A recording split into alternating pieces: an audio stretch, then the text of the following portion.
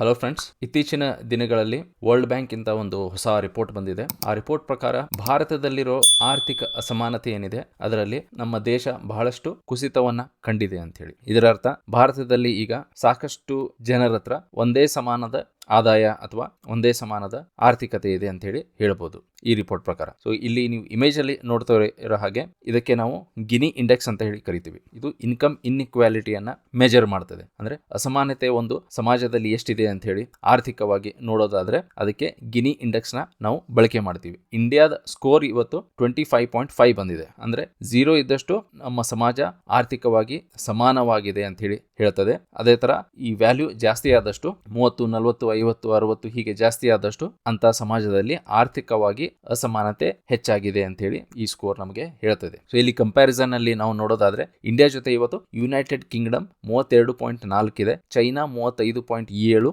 ಹಾಗೆ USA 41.8. ಅಂದ್ರೆ ಭಾರತ ಮತ್ತು ಇವತ್ತು ಅಮೆರಿಕಾಗೆ ನಾವು ಕಂಪೇರ್ ಮಾಡೋದಾದ್ರೆ ಭಾರತ ಆರ್ಥಿಕವಾಗಿ ಹೆಚ್ಚು ಸಮಾನತೆಯನ್ನ ಹೊಂದಿದೆ ಅಂತ ಹೇಳಿ ಈ ಅಂಕಿಅಂಶ ನಮಗೆ ಹೇಳ್ತದೆ. ಅದೇ ತರ ಅಮೆರಿಕಾದಲ್ಲಿ ಆರ್ಥಿಕವಾಗಿ ಅಸಮಾನತೆ ಹೆಚ್ಚಾಗಿದೆ ಅಂತ. ಇದರಲ್ಲಿ ನಾವು ಕನ್ಫ್ಯೂಸ್ ಮಾಡ್ಕೋಬಾರ್ದು. ಇದು ಇನ್ಕಮ್ ಅಮೌಂಟ್ ಕ್ಯಾಲ್ಕುಲೇಟ್ ಮಾಡಲ್ಲ. ಅಂದ್ರೆ ಇವತ್ತು ನಿಮ್ಮ ಆದಾಯ 10,000 ಇದೆಯೋ 20,000 ಇದೆಯೋ ಅದನ್ನ ಕಂಪೇರ್ ಮಾಡಲ್ಲ. ಅಂದ್ರೆ ನಿಮಗೆ 10,000 ಇದ್ರೆ ಇವತ್ತಿನ ಸ್ಥಿತಿಯಲ್ಲಿ ಭಾರತದಲ್ಲಿ ಹೆಚ್ಚಾನೆಚ್ಚು ಜನರು ಒಂದೇ ತರದ ಆದಾಯವನ್ನ ಹೊಂದಿದ್ದಾರೆ ಅಂತ ಹೇಳಿ ಈ ಅಂಕಿಅಂಶ ನಮಗೆ ತಿಳಿಸಿಕೊಡುತ್ತೆ. ಬನ್ನಿ ಇದರ ಮೇಲೆ ನಾವು ಇನ್ನಷ್ಟು ಚರ್ಚೆಯನ್ನ ಮಾಡ್ಕೊಂಡು ಹೋಗೋಣ. ಸೊ ಇದು ದ ಹಿಂದೂ ನ್ಯೂಸ್ ರಿಪೋರ್ಟ್ ಪ್ರಕಾರ India becomes 4th most equal country globally ಅಂತ ಹೇಳಿ ಹೇಳ್ತದೆ. ಅಂದ್ರೆ 4ನೇ ಅತಿ ಸಮಾನವಾದ ಆರ್ಥಿಕವಾಗಿ ಸಮಾನವಾದ ದೇಶ ಇವತ್ತು ಭಾರತ ಅಂತ ಹೇಳಿ ಈ ರಿಪೋರ್ಟ್ ಹೇಳ್ತದೆ. ಸೊ ಈ ಅಸಮಾನತೆಗೆ ಒಂದು ಮಾನದಂಡ ಅಂತ ಇರಬೇಕಲ್ಲ, ಈ ಮಾನದಂಡ ಯಾವುದು ಅಂತ ಹೇಳಿ ನಾವು ನೋಡಿದಾಗ ಆಗಲೇ ನಾ ಹೇಳ್ದಂಗೆ ಗಿನಿ ಕೋಎಫಿಷಿಯಂಟ್ ಅಂತ ಹೇಳಿ ಕರಿತೀವಿ. ಸೊ ಈ ಗಿನಿ ಕೋಎಫಿಷಿಯಂಟ್ ನ ತಗೊಂಡು ಇದನ್ನ ಗಿನಿ ಇಂಡೆಕ್ಸ್ಗೆ ನಾವು ಬದಲಾಯಿಸಿದಾಗ ಇದಕ್ಕೆ ಒಂದು ನಮಗೆ ಸ್ಕೋರ್ ಸಿಗ್ತದೆ. 0 to 100 ಅಂತ ಹೇಳಿ ಒಂದು ಸ್ಕೋರ್ ಸಿಗ್ತದೆ. ಇವತ್ತು ಭಾರತದ ಗಿನಿ ಇಂಡೆಕ್ಸ್ ನಾವು ನೋಡೋದಾದ್ರೆ 25.5. ಸೊ ಈ ಮಾನದಂಡ ಇಟ್ಕೊಂಡು ಇವತ್ತು ವರ್ಲ್ಡ್ ಬ್ಯಾಂಕ್ ಏನ್ ಹೇಳುತ್ತಂತಂದ್ರೆ ಭಾರತದಲ್ಲಿ ಆರ್ಥಿಕವಾಗಿ ಹೆಚ್ಚು ಸಮಾನತೆಯನ್ನ ನಾವು ಕಂಡಿದ್ದೇವೆ ಅಂತ ಹೇಳಿ ಈ ರಿಪೋರ್ಟ್ ನಮಗೆ ಹೇಳ್ತದೆ. ಆದ್ರೆ ಇದರಲ್ಲಿ ಒಂದು ಸಣ್ಣ ಬದಲಾವಣೆ ಇದೆ. ಏನು ಬದಲಾವಣೆ ಅಂತ ಹೇಳಿ, ನಾವು ಈ ಗಿನಿ ಇಂಡೆಕ್ಸ್ ನ ಕ್ಯಾಲ್ಕುಲೇಟ್ ಮಾಡ್ಬೇಕಂತಂದ್ರೆ ಒಂದು ಸಮಾಜದ ಆದಾಯವನ್ನ ನಾವು ಲೆಕ್ಕಕ್ಕೆ ತಗೋತೀವಿ.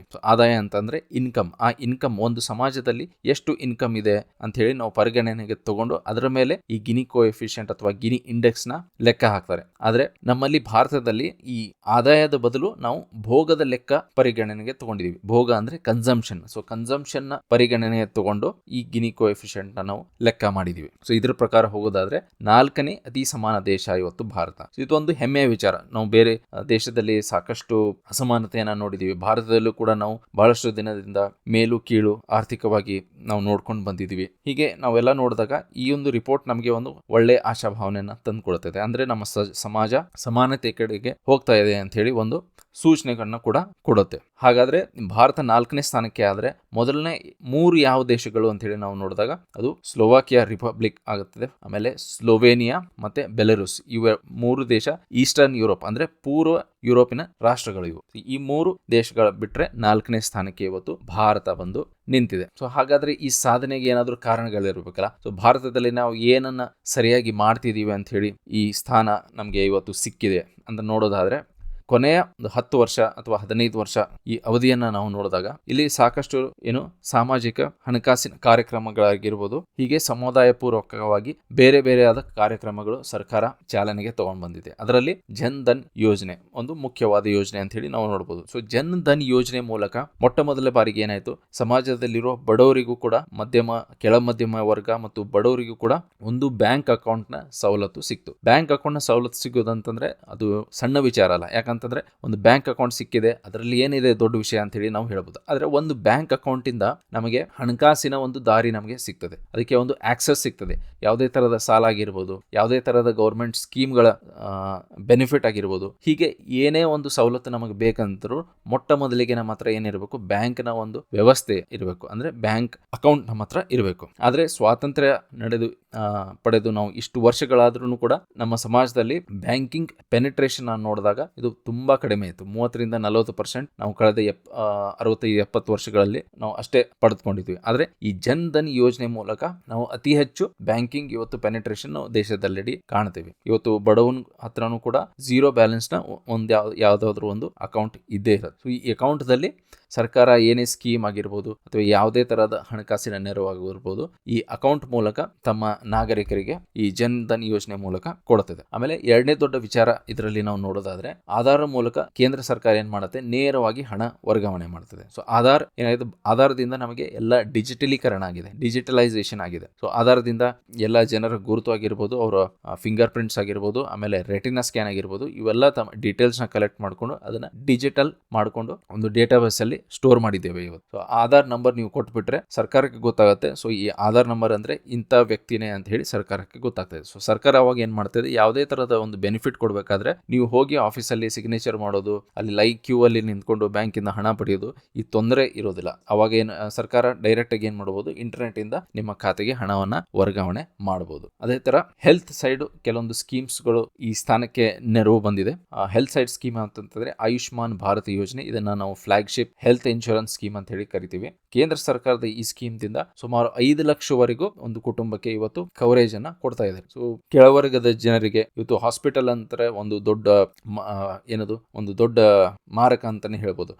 ಏನೇ ಒಂದು ಸಣ್ಣ ಪುಟ್ಟ ರೋಗ ಬಂದ್ರು ಹಾಸ್ಪಿಟಲ್ಗೆ ಹೋದ್ರೆ ಇವತ್ತು ಸಾವಿರಾರು ರೂಪಾಯಿ ಅಥವಾ ಲಕ್ಷಾಂತರ ರೂಪಾಯಿವರೆಗೂ ಖರ್ಚಾಗ್ತದೆ. ಸೊ ಇಂಥ ಟೈಮಲ್ಲಿ ಏನೇ ಸಣ್ಣ ಪುಟ್ಟ ಆದಾಯ ಆ ಕುಟುಂಬ ಹೊಂದಿತ್ತಂದ್ರೆ ಒಂದು ಸಲ ಹಾಸ್ಪಿಟಲ್ಗೆ ನೀವು ವಿಸಿಟ್ ಮಾಡ್ಬಿಟ್ರೆ ನೀವು ತಿಂಗಳಾನ್ಗಟ್ಲೆ ಏನೋ ಸೇವ್ ಮಾಡ್ಕೊಂಡು ಇಟ್ಕೊಂಡಿರ್ತೀವೋ ಆ ಹಣ ಎಲ್ಲ ಒಂದೇ ಶಾರ್ಟ್ ಅಲ್ಲಿ ನೀವು ಕಳ್ಕೋಬಹುವಂತ ಸ್ಥಿತಿ ಬರುತ್ತದೆ. ಹಾಗಾಗಿ ಹಾಸ್ಪಿಟಲ್ ಖರ್ಚು ಒಂದು ದೊಡ್ಡ ಖರ್ಚಾಗಿತ್ತು ಇವತ್ತಿನ ಕೆಳವರ್ಗದ ಕುಟುಂಬಗಳಿಗೆ. ಹಾಗಾಗಿ ಕೇಂದ್ರ ಸರ್ಕಾರ ಏನ್ ಮಾಡ್ತೋ, ಆಯುಷ್ಮಾನ್ ಭಾರತ ಯೋಜನೆ ಮೂಲಕ 5 ಲಕ್ಷವರೆಗಿನ ಇನ್ಶೂರೆನ್ಸ್ ನ ಪ್ರತಿಯೊಂದು ಕುಟುಂಬಕ್ಕೆ ಕೊಟ್ಟ ಮೇಲೆ ಈಗ ಕೆಳವರ್ಗದ ಕುಟುಂಬಗಳಿಗೆ ಒಂದು ಆಧಾರ ಇದೆ. ಈಗ ಹಾಸ್ಪಿಟಲ್ ನನಗೆ ಏನಾದ್ರೂ ಆರೋಗ್ಯ ಹದಗೆಡುತ್ತಂತಂದ್ರೆ ನಾನು ಏನ್ ಮಾಡಬಹುದು, ಇಮಿಡಿಯೇಟ್ ಆಗಿ ಯಾವುದೋ ಒಂದು ಹತ್ತಿರದ ಹಾಸ್ಪಿಟಲ್ ಹೋಗಿ ಅಲ್ಲಿ ನನ್ನ ಆಯುಷ್ಮಾನ್ ಕಾರ್ಡ್ ಅನ್ನ ನಾನು ತೋರಿಸಿದ್ರೆ ನನಗೆ 5 ಲಕ್ಷವರೆಗಿನ ಇನ್ಶೂರೆನ್ಸ್ ಗೌರ್ಮೆಂಟ್ ಕಡೆಯಿಂದ ಕ್ಲೇಮ್ ಆಗ್ತದೆ. ಸೊ ಅದೇ ರೀತಿ ಈಗ ವಯಸ್ಸಾದವರು ಇರ್ತಾರೆ, ಹಿರಿಯ ನಾಗರಿಕರಿಗೂ ಕೂಡ ಆಯುಷ್ಮಾನ್ ವಯೋವಂದನಾ ಯೋಜನೆ ಅಂದ್ರೆ 70 ವರ್ಷಕ್ಕಿಂತ ಮೇಲ್ಪಟ್ಟ ಹಿರಿಯ ನಾಗರಿಕರಿಗೂ ಕೂಡ ಈ ಆಯುಷ್ಮಾನ್ ವಂದನಾ ಯೋಜನೆಯಿಂದ ಅವರಿಗೆ ಇನ್ನೂ ಹೆಚ್ಚಿನ ಕವರೇಜ್ ನ ಎಕ್ಸ್ಪಾಂಡ್ ಮಾಡಿದ್ದಾರೆ. ಸೊ ಅದೇ ತರ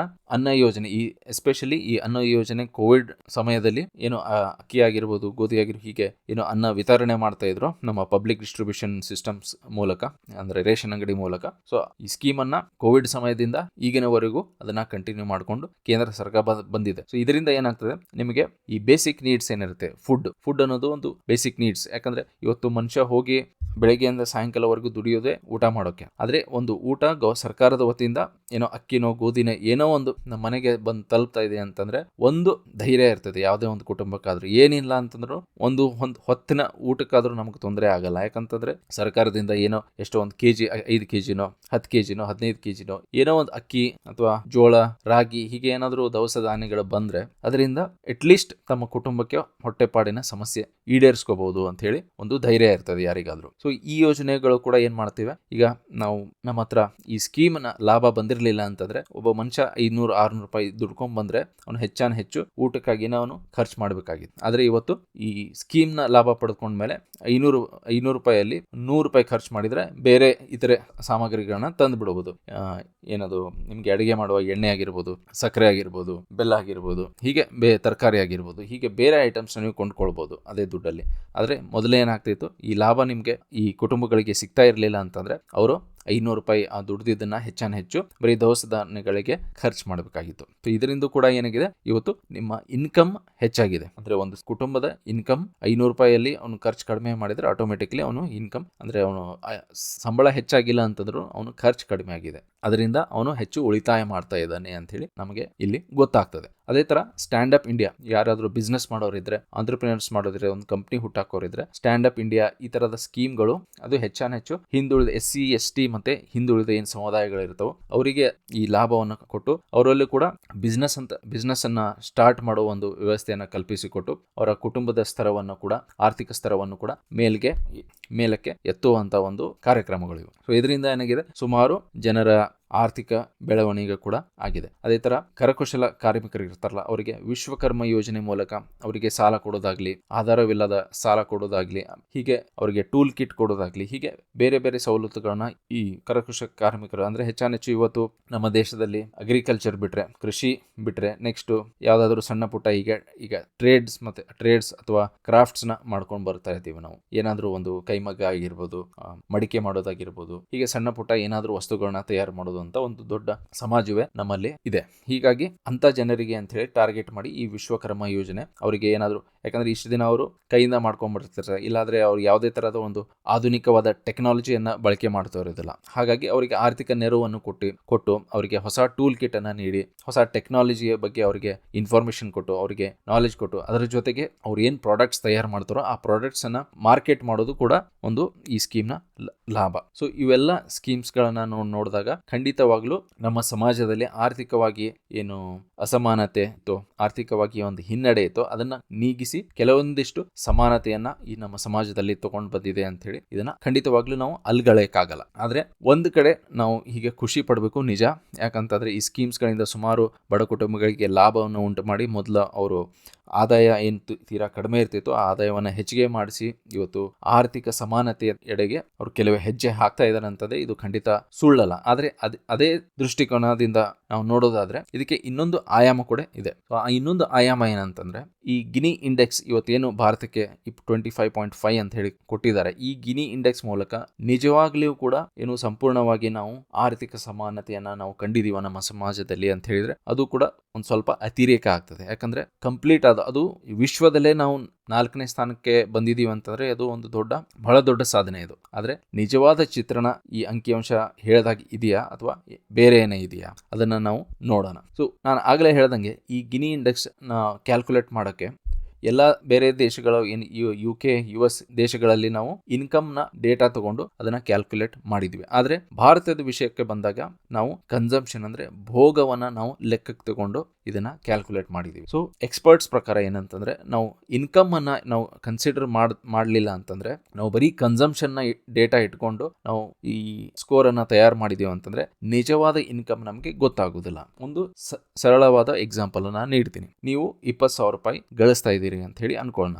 ನಿಮ್ಮ ಫ್ರೆಂಡ್ ಒಬ್ರು 15,000 ರೂಪಾಯಿ ಗಳಿಸ್ತಾ ಇದಾರೆ ಅಂತಂದ್ರೆ ಇಲ್ಲಿ ಇನ್ಕಮ್ ಇನ್ಇಕ್ವಾಲಿಟಿ ಅಂದ್ರೆ ನಿಮಗೆ 20,000 ನೀವು ಗಳಿಸ್ತಾ ಇದ್ದೀರಾ, ಇನ್ನೊಬ್ರು ನಿಮ್ಮ ಫ್ರೆಂಡ್ ಅವರು 15,000 ರೂಪಾಯಿ ತಮ್ಮ ಆದಾಯವನ್ನ ಹೊಂದಿದ್ದಾರೆ. 5,000 ರೂಪಾಯಿನ ವ್ಯತ್ಯಾಸ ಕೂಡ ಇಲ್ಲಿ ಇದೆ.